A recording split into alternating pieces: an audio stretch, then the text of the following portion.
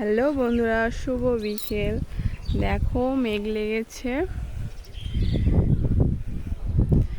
এই দেখো ভিউটা কত সুন্দর লাগছে, পুরো চারিদিক সবুজ সবুজ আর মেঘ লেগেছে, বৃষ্টি আসবে এবার। এই যে নদীটা দেখছো, এটা কিন্তু নদী না, এটা একটা খাল। এই খালটার নাম হচ্ছে সরস্বতী খাল। কারণ বহু বছর আগে ঠাম্মা দাদুরা গল্প করে যে মা সরস্বতী নাকি এদিক দিয়ে হেঁটে গিয়েছিল, তাই জন্য এখানে এই খালটা হয়ে গেছে। তো এই খালটার নাম নাকি সরস্বতী খাল। তো অনেক আগেকার সব রহস্য আছে, যেমন আমাদের মা গঙ্গা যমুনা, তেমন এইটা আমাদের সরস্বতী খাল।